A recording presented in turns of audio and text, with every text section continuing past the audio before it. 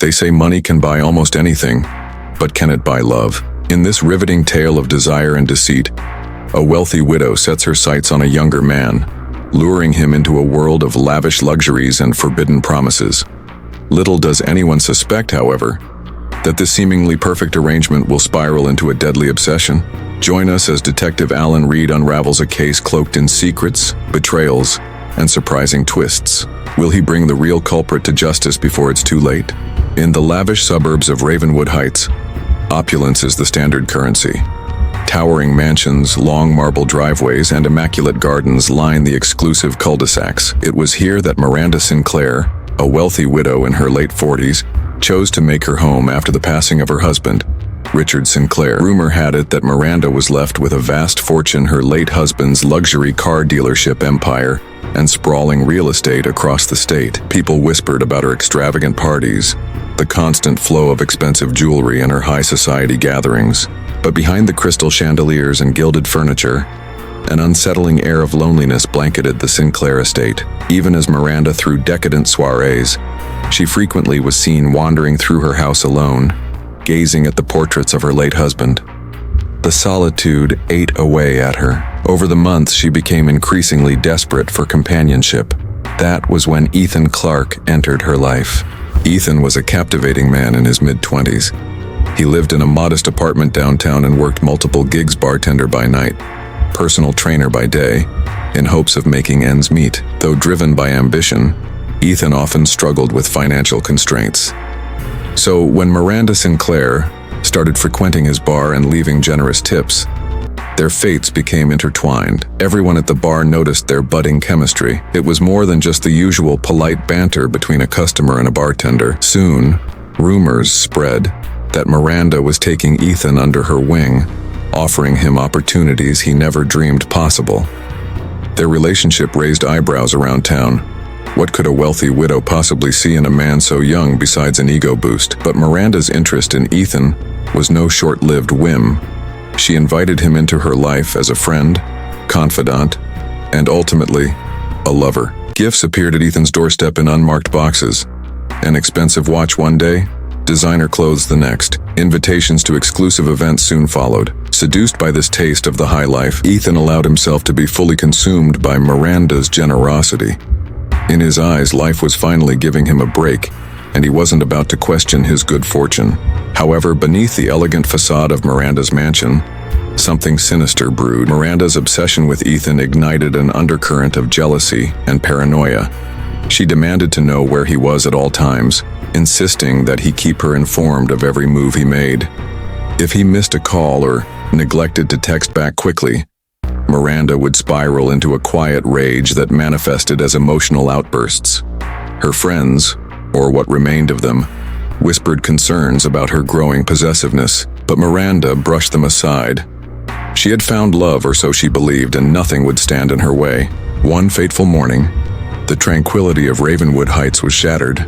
Local police responded to a frantic 911 call from a panicked neighbor who had heard chilling screams coming from the Sinclair estate. By the time officers arrived, the mansion's front door was ajar, and the opulent foyer bore signs of a struggle. Overturned furniture, shattered vases, and a trail of broken glass leading to the living room. In the center of the chaos lay Ethan Clark, unconscious and gravely injured. Meanwhile, Miranda Sinclair was nowhere to be found. Ethan was rushed to the hospital in critical condition. Despite the best medical care, he succumbed to his injuries a few days later, leaving behind more questions than answers. As the curious onlookers peered from behind their curtains and security gates, Detective Alan Reed arrived on the scene. A seasoned investigator with a reputation for methodical diligence, Reed's stoic presence commanded attention. He surveyed every inch of the crime scene, meticulously gathering evidence and interviewing everyone from house staff to passersby who might have seen or heard anything. No sign of Miranda appeared for days.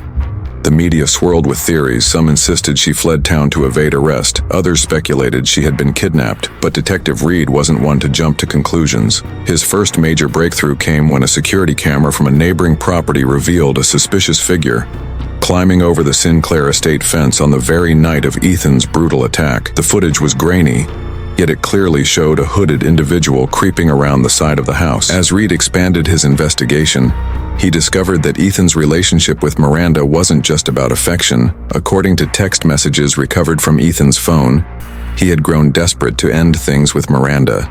He cited her controlling nature and dangerous mood swings. He even hinted that Miranda threatened him if he tried to leave her.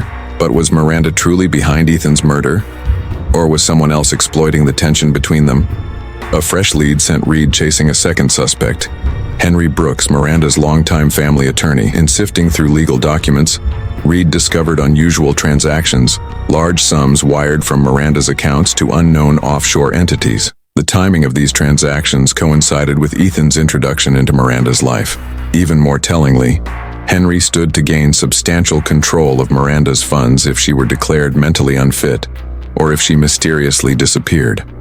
As Reed confronted Henry with this evidence, the attorney maintained his composure. He claimed the transactions were part of standard estate planning, but his calm veneer cracked when Reed showed him a crucial piece of new evidence. The hooded figure's footprints matched a custom size that Henry's tailor confirmed belonged to him. Henry's denial faltered, and he abruptly demanded a lawyer before storming out of the station. With this strong suspicion, Detective Reed wasn't about to close the case without exploring every angle. With the help of a forensic accountant, he followed the money trail further. It turned out that Miranda had been systematically funneling money to Henry, coerced by his threats to expose her darkest secret, a forged will that gave her the entirety of Richard Sinclair's estate. Miranda had been so terrified of losing her fortune, and eventually Ethan, that she kept paying Henry to keep his mouth shut. But Henry had bigger plans. He wanted to drive Miranda into a state of panic and mental decline, thus gaining control of her assets. The final part of his plan was to eliminate Ethan, whom he believed fueled Miranda's emotional instability. If Miranda lost Ethan, Henry surmised, she would unravel, and he could legally step in to manage her estate with enormous kickbacks in the process. It seemed as though Henry was the cunning mastermind behind Ethan's death, but there was a twist still waiting to be revealed. When Miranda was finally found, she was hiding in a remote cabin, delirious and covered in bruises. She claimed she couldn't recall what happened the night Ethan was attacked. Detective Reed slowly pieced together the events. Henry had orchestrated a confrontation between Miranda and Ethan, stoking her jealousy so she would lash out at Ethan.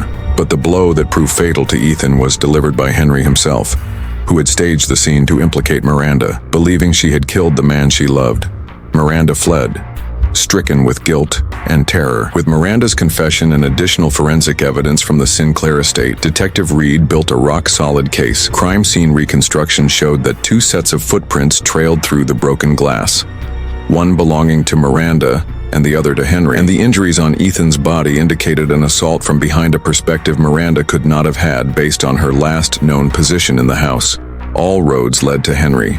Armed with these findings, Reed confronted Henry for a final time. Cornered by the mounting evidence, Henry attempted to strike a plea deal, implicating Miranda as mentally unstable in hopes of a lighter sentence for himself. However, Reed had more than enough proof to disprove Henry's story. The district attorney swiftly issued a warrant for Henry's arrest on charges of murder, conspiracy, and blackmail. Miranda, though she faced lesser charges related to the forged will, cooperated fully and was ultimately confined to a psychiatric rehabilitation center. As Detective Alan Reed walked out of the courthouse, onlookers captured the moment Henry Brooks was led away in handcuffs. Local news cameras flashed, reporters shouting questions that blurred into an inaudible din. One of the most twisted conspiracies in Ravenwood Heights had finally reached its conclusion. Ethan Clark was laid to rest in a quiet ceremony attended by a handful of his friends and co-workers. In the aftermath, the mansion stood empty, its grand halls eerily silent. Months later, the estate was sold, and with it, the last remnants of the fatal obsession that once dominated its halls. Reflecting on the case, Detective Reed couldn't help but recall that final conversation with Miranda. She had tearfully apologized for allowing her obsession, her insecurities, and her fear of losing wealth to consume her, paving the way for Henry's manipulations. In the end, her misguided choices had contributed to the tragic events, but she too had been a pawn in Henry's game.